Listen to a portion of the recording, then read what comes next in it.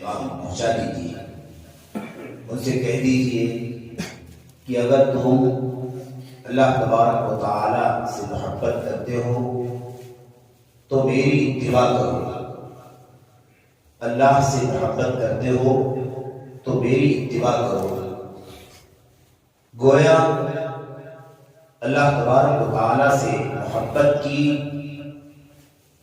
سب سے بڑی دلیل یہ ہے کہ بندہ اللہ کے نبی صلی اللہ علیہ وسلم کی اتباع کرے، پیروی کرے۔ یہی سب سے بڑا مسئلہ ہے جس کے سلسلے میں امت میں برسوں سے انحراف، فساد، بگاڑ، عقلانیت، رائے دہی، اعتزال اور مختلف انداز کے فسادات چل رہے ہیں۔ یہ مسئلہ اگر حل ہو جائے تو پھر سارے مسئلے حل ہو جائیں گے۔ یہی پیمانہ، یہی اصول، اور اسے ہر جگہ برتنا ہے بلا تفریق، بلا استثناء۔ یہی اصول اور ضابطہ ہے۔ اللہ تبارک و تعالیٰ کی محبت، نبی کریم صلی اللہ علیہ وسلم سے محبت کی سب سے بڑی دلیل یہ ہے کہ رسول کریم صلی اللہ علیہ وسلم کی اتباع اور پیروی۔ اتباع رسول میں، اللہ کے نبی صلی اللہ علیہ وسلم کی پیروی میں، آپ کا کہا ماننے میں، آپ کی راہ دیکھنے میں، آپ کے نقش قدم پر چلنے میں کسی بھی طرح کی کوئی بھی چیز آڑے نہیں آنی چاہیے۔ کتنی بھی خوبصورت لگے، کتنی بھی اچھی لگے، کتنی بھی ذہن و دماغ میں چرچے، کتنی بھی دل میں بیٹھے، کتنے بھی بڑے آدمی نے وہ بات کہی ہو، کسی کی بھی رائے ہو، کسی کی بھی دانشوری ہو، کسی کی بھی فکر ہو، کسی کا بھی فلسفہ ہو، کوئی بھی چیز ہو، اصل میں یہی پیمانہ ہے کہ اتباع اگر ہے تو واقعی کو اللہ کے نبی، واقعی کو اللہ تبارک و تعالیٰ سے محبت کی دلیل ہے۔ وجہ کیا ہے اس کی؟ وجہ یہ ہے کہ المبلغ عن اللہ، اللہ تبارک و تعالیٰ کی طرف سے پہنچانے والے نبی کریم صلی اللہ علیہ وسلم، آپ مبلغ عن اللہ، اللہ تعالیٰ کے پیغام کو، اس کی رضا کو، اس کی چاہتوں کو، اس کی اللہ تبارک و تعالیٰ کی محبوبات کو، مرضیات کو سمجھنے والے اللہ کے نبی محمد رسول اللہ صلی اللہ علیہ وسلم۔ انی لأعلمکم باللہ واخشاکم للہ واتقاکم للہ، میں تم سے زیادہ اللہ تبارک و تعالیٰ سے، تم میں سب سے زیادہ اللہ تبارک و تعالیٰ کے بارے میں جاننے والا ہوں، تم میں سب سے زیادہ اللہ تبارک و تعالیٰ کا تقویٰ اختیار کرنے والا ہوں، تم میں سب سے زیادہ اللہ تبارک و تعالیٰ سے ڈرنے والا ہوں۔ اس لیے نبی کریم صلی اللہ علیہ وسلم ہی کی مطلق اتباع، بلا کسی شرط کے، بلا کسی قید کے، بلا کسی کنڈیشن کے، میرے بھائیو واجب ہے۔ تو یہاں یہ بہت بنیادی نکتہ ہے کہ اتباع نبی ہی کو محبت الہی کی دلیل قرار دیا گیا ہے، اور اسے برتنے کے لیے ہمیں اور آپ کو ہر وقت، ہر مسئلے میں، چھوٹا بڑا، ادنا اعلیٰ، ظاہر باطن، ہر مسئلے میں اسے برتنا ضروری ہے۔ یہاں پر جو مسئلہ اصل میں آپ سے عرض کرنا چاہتا ہوں وہ ایک بہت عجیب و غریب قسم کا فساد ہے، اور وہ منہجی بگاڑ ہے، منہجی فساد ہے، انحراف ہے۔ وہ یہ ہے کہ اس کو ہم اپنی اصطلاح میں، کتاب و سنت کی اصطلاح میں، اہل علم کی اصطلاح میں اگر اس کا ہم نام لیں تو اس کو کہتے ہیں استحسان البدع، بدعتوں کو اچھا سمجھنا۔ بدعت ہے جس کی کوئی اصل شریعت کے اندر نہیں ہے، طریقۃ مخترعۃ فی الدین تضاء بہ شریعہ، نیا طریقہ ہے، نیا عمل ہے، نیا قول ہے، نیا تصرف ہے، نیا سلوک ہے، اور اس کو دین سمجھا جا رہا ہے، اس کو شریعت سمجھا جا رہا ہے، شریعت کے مقابل کھڑا کیا جا رہا ہے، اجر کا ذریعہ، ثواب کا ذریعہ سمجھا جا رہا ہے، جبکہ کوئی اس کی اصل اور جڑ، بنیاد دین کے اندر موجود نہیں ہے۔ یہ بدعت ہے۔ تو بدعتوں کو استحسان یعنی ان کو اچھا سمجھنا کہ اس میں برا کیا ہے، ایسا کر دیا کہ اس میں گناہ کی کون سی بات ہے، یہ بہت بڑا فساد ہے جو امت کے اندر داخل ہوا، اور اہل بدعت کے یہاں عام بات یہ ہے کہ وہ کسی بھی چیز کو کریں گے، کہیں گے اس میں گناہ کیا ہے، اچھا ہی تو ہے، نماز ہی تو ہے، دعا ہی تو ہے، ذکر ہی تو ہے، کار خیر ہی تو ہے، نیک کام ہی، اس سے برائی کی کیا بات؟ یہ استحسان البدع۔ آپ سمجھیں کہ کسی بھی اچھی سے اچھی چیز کو بھی، کتنی بھی اچھی ہو، اسے ہم اچھا نہیں مان سکتے، کیونکہ پیمانہ ہے فاتبعونی، میری اتباع کرو، میری پیروی کرو۔ اللہ کے نبی صلی اللہ علیہ وسلم کی اگر اتباع ہو رہی، پیروی ہو رہی، آپ کی سنت میں ہے، آپ کے عمل میں ہے، آپ کے قول میں ہے، آپ کے فعل میں ہے، آپ کی تقریر میں ہے، آپ کی فتاووں میں ہے، آپ کے فیصلوں میں ہے، تب تو ٹھیک ہے، کوئی مسئلہ نہیں ہے۔ لیکن اگر نہیں ہے تو کتنی بھی اچھی چیز کیوں نہ ہو، اسے اچھا نہیں سمجھا جا سکتا ہے۔ اسی لیے بدعتوں کی صفت میں بھی جاننا ہے کہ بدعتیں کبھی اصل عبادت میں ہوتی ہیں، کبھی عبادت کی صفت میں ہوتی ہیں، کبھی عبادت کے وقت میں ہوتی ہیں، کبھی عبادت کی کیفیت میں ہوتی ہے، کبھی عبادت کی تعداد میں ہوتی ہے، کئی گوشے ہوتے ہیں جس کی وجہ سے عبادت داخل ہو جاتی ہے۔ وہی کام ہے جو نماز کا کام، نماز کوئی آدمی پڑھے ایسے ٹائم پر پڑھے جس کا کوئی ثبوت اللہ کے نبی صلی اللہ علیہ وسلم کے دین کے اندر نہیں ہے، تو گرچہ وہی نماز جس کے اندر قیام ہے، جس کے اندر رکوع ہے، جس کے اندر سجدہ ہے، جس کے اندر قومہ ہے، جس کے اندر تشہد ہے، جس میں سورہ فاتحہ ہے، جس کے اندر دعائیں ہیں، اذکار ہیں، جس کے اندر صلاۃ علی النبی ہے، جس کے اندر تحیات، ساری چیزیں ہیں، لیکن اس پوری نماز کو اس وقت پر پڑھا جا رہا ہے جس وقت پر نبی کریم صلی اللہ علیہ وسلم نے نہیں پڑھا۔ تو گرچہ یہ نماز ہے، ساری چیزیں اس کے اندر جو کی جا رہی ہیں وہ بالکل وہی ہے جو دین کے اندر ہے، لیکن جو کہ وقت وہ نہیں ہے جس وقت اللہ کے نبی صلی اللہ علیہ وسلم نے پڑھا ہو، اس لیے یہ بدعت ہے۔ 4 رکعت ہے، کسی نے 5 پڑھا، بدعت ہے، گرچہ وہی ساری چیزیں 5ویں رکعت کے اندر بھی کوئی آدمی کر رہا ہے، مثال کے طور پر۔ تو ایسی بہت ساری مثالیں آ سکتی ہیں۔ اہل بدعت کے یہاں یہ بہت بڑا مسئلہ ہے کہ وہ بدعتوں کو اچھا کام کے نام پر کرتے ہیں، اور اعتراض کرنے والوں کو فوراً کہتے ہیں کہ اس میں کون سی برائی کیا، بتائیے اس کے اندر برائی کیا ہے، تو ہمیں پیمانہ سمجھ لینا چاہیے۔ اب یاد کریں نبی کریم صلی اللہ علیہ وسلم کے صحابہ جو ہم سب کے لیے آئیڈیل ہیں، امت کے لیے سلف ہیں، امت کے لیے نمونہ ہیں، اور امت کو میرے بھائیو آنے والی ساری امت کو یہ بتا دیا گیا ہے کہ تمہارے لیے معیار دین، معیار ہدایت اللہ کے نبی صلی اللہ علیہ وسلم کے صحابہ ہے۔ اس لیے اب ذرا دیکھتے ہیں کہ صحابہ کرام کی سیرت پیشہ اس کی مثالیں کیسی ہیں میرے بھائیو، ایسے ہی صرف صحابہ کرام کے بعد کے ادوار میں اس کی مثالیں کیسی ہیں یہ سمجھنے کی ضرورت ہے۔ یاد کریں کہ جب کوفہ کی جامع مسجد میں ہے نا وہ طریقہ چل رہا تھا، تسبیحات کا، اذکار کا، اللہ اکبر کا، 100 مرتبہ اللہ اکبر، حلقے بنے ہوئے تھے 10 آدمی 10 آدمی 10 آدمی 10 آدمی، اور ان کے بیچ میں ایک آدمی ان کا تھا ذمہ دار، اور وہ کہتا تھا کبروا 100 مرتبہ اللہ اکبر کہو، تو سب لوگ جو ہے وہ 100 مرتبہ اللہ اکبر کہتے تھے۔ ان کے سامنے کنکریاں تھیں اور وہ ایک ایک کر کے گننا شروع کر دیتے تھے، اللہ اکبر اللہ اکبر اللہ اکبر، جیسے آج کل چلتا ہے تسبیحات جو بنا دی گئی ہیں یا مشینوں کی شکل میں لوگوں نے ایجاد کر دیا۔ ایسے ہی آدمی کہتا ہلیلو 100 مرتبہ لا الہ الا اللہ کہو، تو سب لوگ لا الہ الا اللہ کہنا شروع کر دیتے۔ ایسے ہی سب بھی 100 مرتبہ سبحان اللہ کہو، سب لوگ سبحان اللہ کہنا شروع کر دیتے۔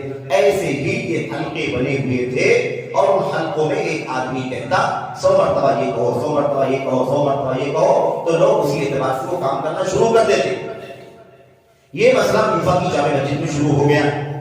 حضرت ابو موسیٰ اشعری رضی اللہ تعالیٰ عنہ نے دیکھا، ان کو بہت خراب لگا کہ بھائی ٹھیک ہے، سبحان اللہ ہے، الحمدللہ ہے، اللہ اکبر ہے، لا الہ الا اللہ ہے، واللہ اکبر ہے، یہ افضل الکلمات الاربع، 4 سب سے زیادہ فضیلت والے الفاظ ہیں جن کا مقام بہت اونچا ہے اللہ تبارک و تعالیٰ کے، اس کا درجہ بہت اونچا ہے، اجر و ثواب بہت بڑا ہے۔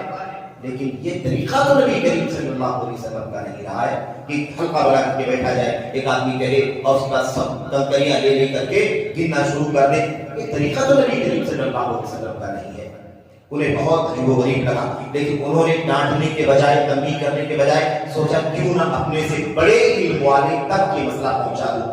چنانچہ فجر کی نماز سے پہلے نکلے اور حضرت ابو موسیٰ اشعری رضی اللہ تعالیٰ عنہ ابو عبد الرحمن یعنی عبداللہ بن مسعود رضی اللہ تعالیٰ عنہ کے گھر پر پہنچے، اور ان سے کہا، جب وہ نکلے گھر کے اندر سے فجر کی نماز سے پہلے نکلے تو ان سے کہا کہ میں آپ کے پاس اس لیے حاضر ہوا ہوں تاکہ میں آپ کو یہ بتائیں۔ اس کے بعد باتیں بتلائی اور کہا اس طرح سے مسجد کے اندر چل رہا ہے، میں نے سوچا کہ آپ کو بتا دوں۔ انہوں نے کہا آپ نے کیوں نہیں کہا ان سے عدوا سیئاتکم، کیوں نہیں ان سے کہا کہ تم اپنے گناہوں کو گنو، میں ضمانت دیتا ہوں کہ تمہاری کوئی نیکی ضائع نہیں ہوگی۔ انہوں نے کہا ابو عبد الرحمن میں نے یہ سوچا کہ آپ سے یہ بات عرض کر دوں، آپ صاحب علم ہیں، مجھ سے زیادہ علم والے ہیں، آپ چل کر یہ بات کہیں گے تو زیادہ بہتر ہوگا، اس لیے میں نے پیغام پہنچا دیا۔ ابو عبدالرحمن رضی اللہ تعالیٰ عنہ، ابن مسعود رضی اللہ تعالیٰ عنہ نکلے، مسجد میں پہنچے، دیکھا منظر وہی ہے جو ابو موسیٰ اشعری رضی اللہ تعالیٰ عنہ نے بتلایا۔ کیا کہا تھا اس وقت؟ انہوں نے کیا کہا تھا؟ آپ یاد کریں وہ جو جملے ابن مسعود نے کہے تھے، اس میں پیغام ہے امت کے لیے کہ کوئی کتنا بھی اچھا کام کر رہا ہو، وہی عبادت کا کام کر رہا ہو، لیکن اگر وقت وہ نہیں ہے جو نبی نے بتلایا ہے، اور تعداد وہ نہیں ہے جو نبی نے بتلائی ہے، کیفیت وہ نہیں ہے جو نبی نے بتلائی ہے، اور ایسی صفت وہ نہیں ہے جو نبی نے بتلائی ہے، یہ ساری چیزیں اگر اس طرح سے نہیں ہے جو نبی کریم صلی اللہ علیہ وسلم کی ہے، تو وہ کام کتنا بھی اچھا کیوں نہ ہو، بہرحال وہ بدعت۔ تو یہ تسبیحات، اذکار، تحلیلات، تحمیدات، تکبیرات جو کہہ رہے تھے، ان کے بارے میں ابن مسعود نے کیا کہا؟ کیوں یہ سب شروع کر دیا تم نے؟ کیوں؟ اور جملہ کہا لقد فضلتم اصحاب محمد علما او لقد جئتم ببدعۃ ظلما۔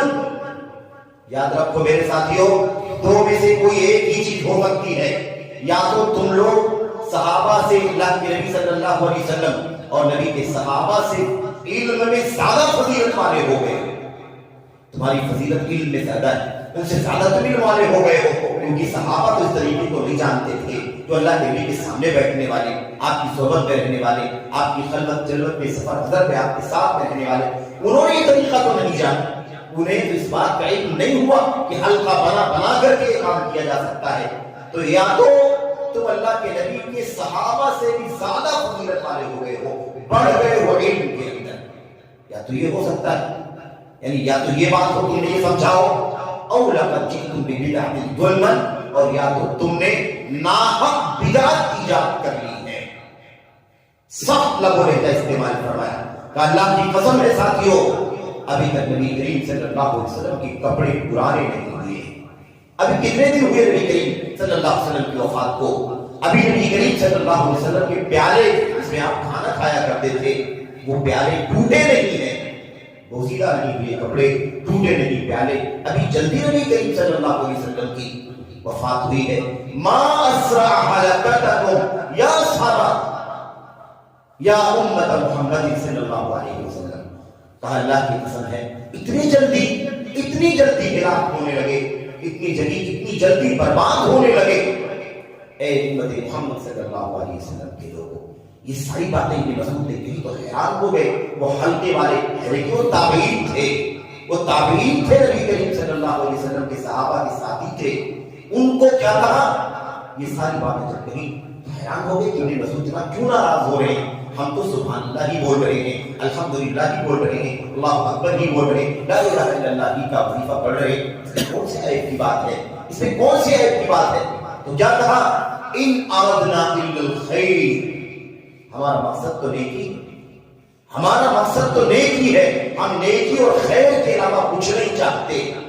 ابن مسعود نے کہا کم من مرید للخیر لن یصیبہ، کتنے بھلائی چاہنے والے، نیکی چاہنے والے، نیک ارادہ کرنے والے اپنے مقصد تک نہیں پہنچ پاتے ہیں اور ہرگز نہیں پہنچ پائیں گے۔ یہ پیغام تھا ابن مسعود رضی اللہ تعالیٰ عنہ کا۔ کیا وجہ تھی؟ کیوں کہا کہ یا تو بدعت ہے اور یا تو تم صحابہ سے زیادہ علم والے ہو گئے؟ صحابہ سے زیادہ علم والے ہو نہیں سکتے، یہ مسئلہ تو ختم رہا، یہ مسئلہ تو مفروغ بھی نو ہے۔ اس کے بعد تم نے بدعت ظلمن ایجاد کر دی ہے، یعنی ناحق بدعت ایجاد کر دی ہے، یا بدعت ظلما، ایک دم اندھیری بدعت نکال لی ہے، اس کا سرے سے کوئی عطا پتا نہیں۔ ابن مسعود رضی اللہ تعالیٰ عنہ نے پیغام دیا کہ تمہارا کام اچھا ہے، سبحان اللہ الحمدللہ لا الہ الا اللہ، اس میں کوئی شک نہیں، ہم جانتے ہیں ان کی فضیلت کو، ہم جانتے ہیں سبحان اللہ الحمدللہ تملأ او تملأان المیزان، سبحان اللہ کہنے سے میزان نیکیوں سے بھر جاتا ہے، الحمدللہ کہنے سے میزان نیکیوں سے بھر جاتا ہے۔ اتنی بڑی نیکی کا جملہ ہے یہ، اتنی بڑی فضیلت کا جملہ ہے۔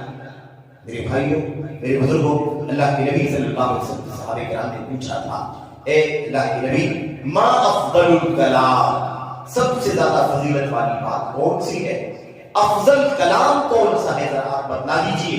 نبی کریم صلی اللہ علیہ وسلم نے فرمایا تھا مصطفى اللہ للملائکہ، مصطفى اللہ لملائکتہ، سب سے افضل کلمہ وہ ہے جس کے ذریعے سے جسے اللہ تبارک و تعالیٰ نے اپنے فرشتوں کے لیے چنا تھا.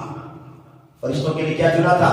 قالوا سبحانک لا علم لنا الا ما علمتنا، سبحانک چنا تھا اللہ تبارک و تعالیٰ نے. تو سبحان اللہ کہنے کی فضیلت کتنی ہے؟ تملأ المیزان، میزان عدل نیکیوں سے بھر جاتا ہے، ثواب سے بھر جاتا ہے. اتنی بڑی فضیلت کی چیز ہے.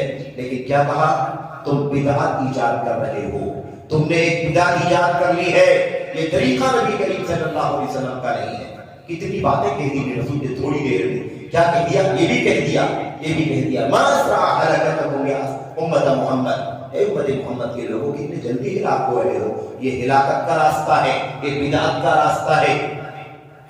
کم من مرید للخیر لن یصیبہ، کتنی بھلائی چاہنے والے، نیکی چاہنے والے بھلائی نہیں پاتے، ہرگز بھلائی نہیں پا سکتے. یعنی یہ کبھی بھی نیکی کا کام نہیں ہو سکتا جبکہ یہ فضیلت کے کام ہے. تو یہ پیغام ہے اہل بدعت جو استحسان البدع، جتنی پارٹیاں، جتنی جماعتیں، جتنے فرقے ہمیں دکھائی دے رہے ہیں نا، اتنے سارے کام آپ کو کرتے ہوئے دکھائی دیں گے. اور جب اعتراض کریں گے آپ، اس کی کیا دلیل ہے؟ ایسا تو اللہ کے دین نے نہیں کیا، صحابہ کرام نے نہیں کیا. میلاد ہے، پوجا ہے، فنا ہے، فنا ہے، تو کیا کہیں گے وہ؟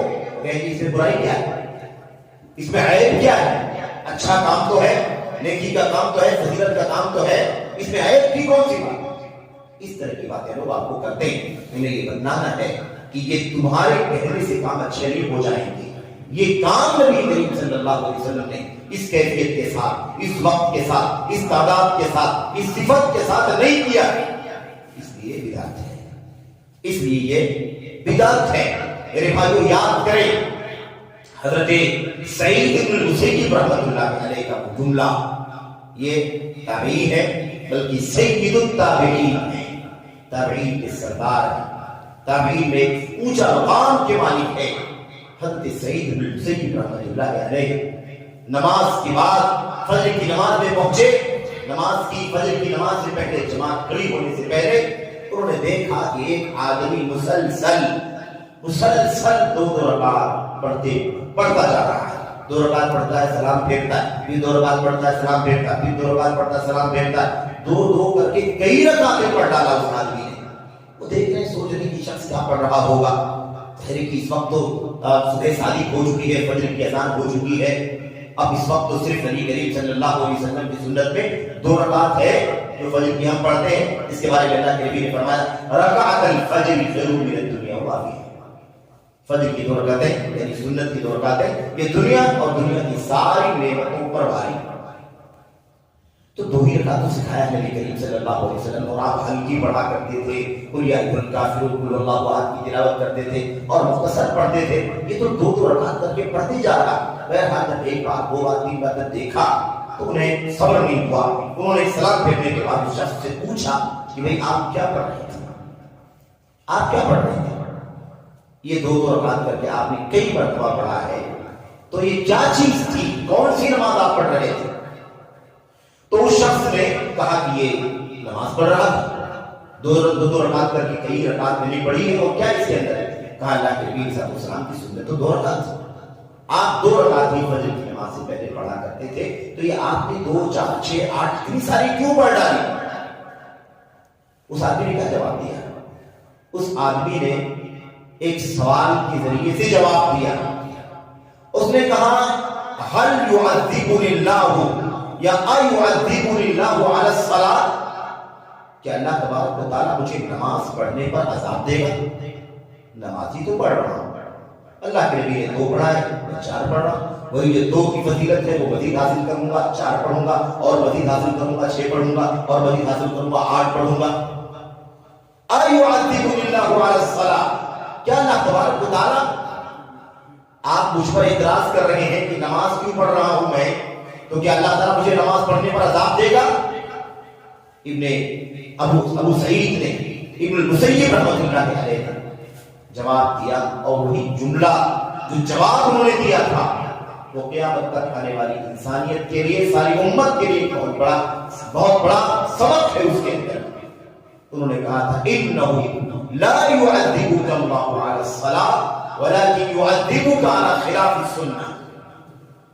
اللہ تبارک و تعالیٰ تمہیں نماز پڑھنے پر عذاب نہیں دے گا لیکن سنت کی خلاف ورزی کرنے پر عذاب دے گا.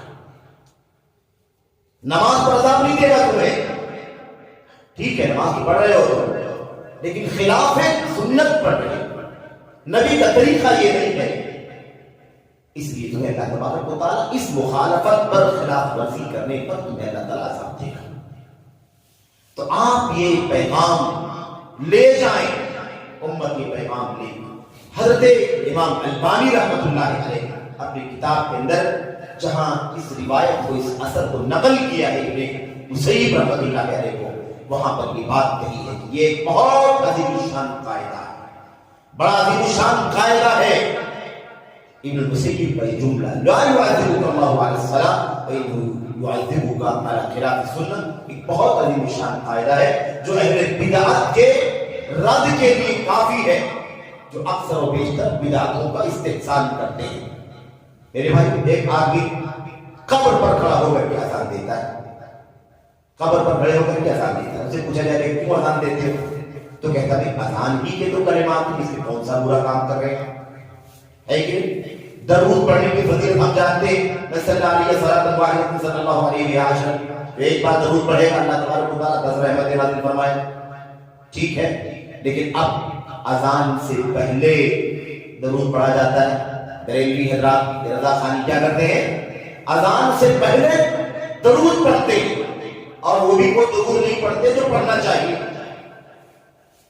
اذان کے بعد درود سنت ہے، اس کے بعد دعائے اذان ہے، لیکن اذان سے پہلے کوئی درود ہے ہی نہیں، درود ابراہیمی بھی نہیں، لیکن درود پڑھتے ہیں اور وہ بھی بگڑا ہوا بنایا ہوا، اس میں کافی تبدیلیاں بھی ہیں.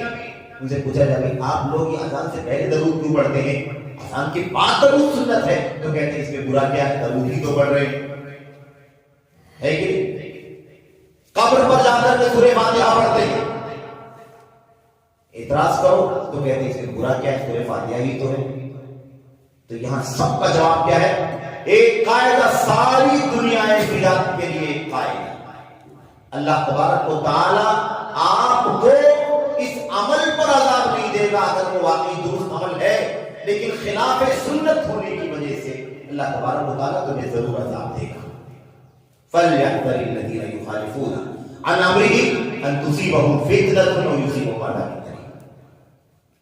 یہ قاعدہ تو یہ عجیب و غریب مسئلہ ہے جو شروع سے روز اول سے اہل بدعت میں یہ طریقہ پایا جاتا ہے کہ وہ فوراً بدعت کو رد کیا جائے تو جواب دیتے ہیں اس میں کوئی برائی تو نہیں، یہ اذکار ہی ہے، یہ دعائیں ہی ہیں، یہ نیکیاں ہی ہیں، یہ نماز ہی ہے، یہ تلاوت ہی ہے، یہ فاتحہ ہی ہے، اس میں کون سے عیب کی بات ہے، اس میں کون سے گناہ کی چیز ہے، نیکی کا کام ہی ہے.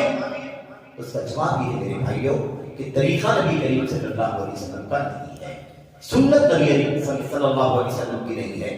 اس لیے تم بہت ناحق ظلم کر رہے ہو، ظلم کرنے کی بدعت ایجاد کر رہے ہو.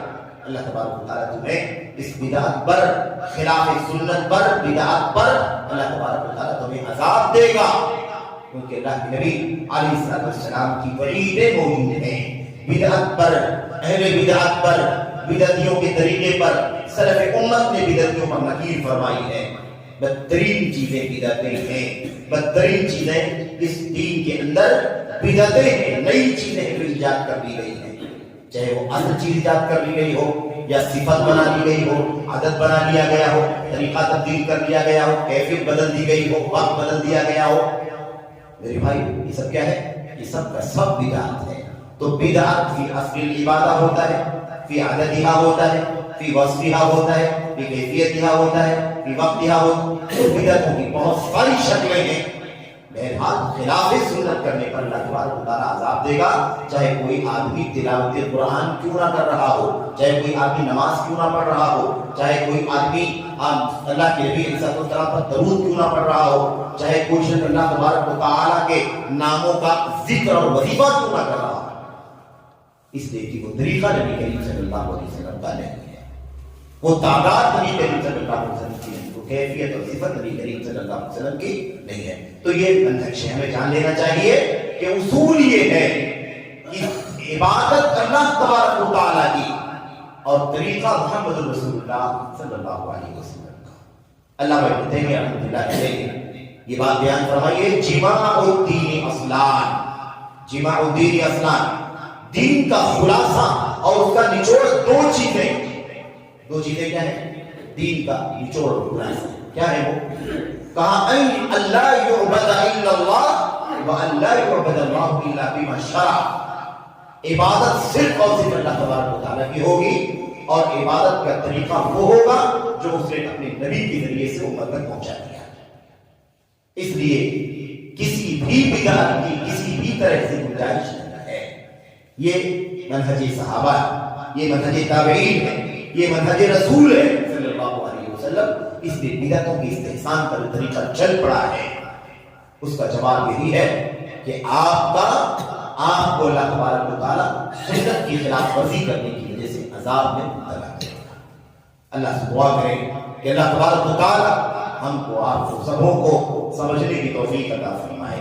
جب دیگر فرق اور میرے بھائیوں پارٹیاں, گروہ, گوریاں, جب ہم دیکھتے ہیں کہ بہت سارے کام ویسے کرتے ہیں جو خلاف سنت ہے وقت کے اعتبار سے, صفت اور کیفیت کے اعتبار سے, تو ہم پر رد کرتے ہیں. ہمارے پاس بھائی اپنی نادانی کی وجہ سے یا رواداری کی وجہ سے یا نرمی کی وجہ سے یا رعایت کی وجہ سے, تعلقات کی وجہ سے نرمی کا معاملہ کرتے ہیں. کہتے ہیں ٹھیک ہے, اس میں کوئی بہت بڑا مسئلہ نہیں, کم از کم وہ عبادت تو اپنی جگہ پر ٹھیک ہے, وہ عبادت تو درست ہے, نماز ہی ہے, تلاوت ہی ہے, ذکر و اذکار ہی ہے, اللہ تعالیٰ کے اسماء الحسنی ہی ہے, وظیفہ ہی ہے. اس میں کم سے کم اتنا تو ہے کہ صحیح کام ہے. گرچہ وقت کا مسئلہ ہے, ٹائم کا مسئلہ ہے, صفت کا مسئلہ ہے, کیفیت کا مسئلہ ہے. یہ نرمی کرنے کا معاملہ نہیں میرے بھائیو, یہ بدعات کو ہوا دینے کی بات ہے. ہم منہج صحابہ پر چلنے والے لوگ ہیں, اس لیے منہج صحابہ کیا ہے؟ منہج صحابہ ہمارے سامنے ہے. لقد جئتم ببدعۃ غلبا, تم نے ناحق ایک بدعت ایجاد کر دی ہے, تم نے ایک تاریخ بدعت ایجاد کر دی ہے. اس لیے ہمیں چاہیے کہ ہم اس میں نرمی کا معاملہ نہ کریں. سب کچھ طریقہ نبی کے مطابق, سب کچھ سنت رسول کے مطابق. اعلیٰ خلاف سننا ہوا تو اللہ تبارک و تعالیٰ ہمیں عذاب میں مبتلا کرے گا. اللہ سے دعا کہ اللہ تبارک و تعالیٰ ہمیں اور آپ کو اس نقطے کو سمجھنے کی توفیق عطا فرمائے. ہمیں اپنے بھائیوں کو یہ پیغام پہنچانے کی توفیق عطا فرمائے. میرے بھائیوں کہ آپ نیک کام کرنا چاہتے ہو لیکن یہ طریقہ نبی کریم صلی اللہ علیہ وسلم کا نہیں ہے, اس لیے اس سے بچنے کی ضرورت ہے. اللہ عز و جل ہم کو, آپ کو, سبوں کو, پوری امت کو سنت رسول کی جستجو کی توفیق عطا فرمائے. بدعتوں سے اللہ تبارک و تعالیٰ چھوٹی بڑی ہر طرح کی عملی عقدی ہر طرح کی بدعتوں سے اللہ تبارک و تعالیٰ بچنے کی توفیق عطا فرمائے. آمین رب العالمین. صلی اللہ علیہ وسلم وبارک علی نبینا محمد وعلی آلہ وصحبہ اجمعین. السلام علیکم ورحمۃ اللہ وبرکاتہ.